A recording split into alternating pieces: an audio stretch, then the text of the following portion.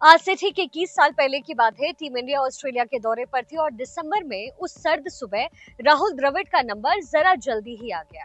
Team India के सामने follow on टालने की चुनौती थी, लेकिन द्रविड़ कुछ और तय करके आए और उन्होंने वही किया जिसके लिए वो जाने जाते हैं। वो ऑस्ट्रेलिया और उसकी जीत के बीच दीवार बन करके खड़े हो गए। द्रविड़ ने वो इनिंग नहीं, भारत की विदेशी धरती पर जीत की पटकथा लिखी थी। ऐसी स्क्रिप्ट जो करोड़ों खेल प्रेमियों के दिलों और दिमाग में हमेशा के लिए दर्ज हुई। उस पारी का जिक्र इसलिए क्योंकि 21 साल पहले खेली गई उस पारी को बॉर्डर गावस्कर ट्रॉफी के इतिहास में सर्वश्रेष्ठ पारी का खिताब मिला। नमस्कार, मैं शिखा ठाकुर, आपका बहुत स्वागत है न्यूज ऑफ पीटीआई में। क्रिकेट की दुनिया में इस समय सबसे ज्यादा चर्चा बॉर्डर गावस्कर ट्रॉफी यानी कि बीजीटी की हो रही है।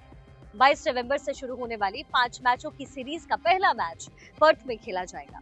अब जाहिर है मुकाबला दुनिया में टेस्ट की नंबर 1 और नंबर 2 टीम के बीच हो तो हर किसी की निगाहें इस सीरीज पर टिकी हुई है। वैसे तो बीजीटी यानी बॉर्डर गावस्कर ट्रॉफी में भारत और ऑस्ट्रेलिया के बीच अब तक 56 टेस्ट मैच खेले गए, जिसमें भारत का ही पलड़ा भारी नजर आया। कुल मिलाकर के 24 मैचों में भारत ने बाजी मारी तो वहीं ऑस्ट्रेलिया ने 20 मैचों में जीत दर्ज की है, जबकि बाकी मैच ड्रॉ हुए हैं। हालांकि एक जीत ऐसी रही जो हर किसी के लिए यादगार बन गई है और इस जीत के हीरो थे मिस्टर डिपेंडेबल राहुल द्रविड़। 2003 का दिसंबर चल रहा था। एडिलेड में मौसम वैसे तो खिला हुआ था, लेकिन टीम इंडिया की जीत की उम्मीदों पर अंधेरा छाया हुआ था। एडिलेड में पहले बल्लेबाजी करते हुए ऑस्ट्रेलिया ने रिकी पॉन्टिंग के डबल 100 के दम पर 556 रनों का पहाड़ जैसा स्कोर खड़ा किया।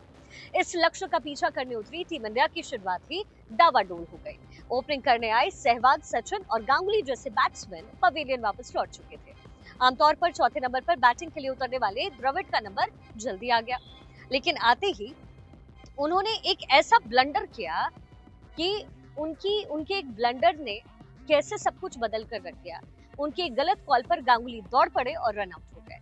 अब स्कोर था 85 रन पर 4 विकेट। द्रविड़ के सामने दोहरी चुनौती। पहली तो ये कि वो बीते 4 मैचेस में उनकी फॉर्म कुछ खास नहीं रही और ऊपर से गांगुली उनकी वजह से रन आउट हो चुके थे। ऐसे में द्रविड़ उतरे और वीवीएस लक्ष्मण के साथ मिलकर के इनिंग को धीरे धीरे आगे बढ़ाना शुरू किया। हालात मुश्किल थे और जीत बहुत दूर। दोनों ने मिलकर के ऑस्ट्रेलिया के खिलाफ उन्हीं की सरजमी पर जीत की कहानी बनानी शुरू की।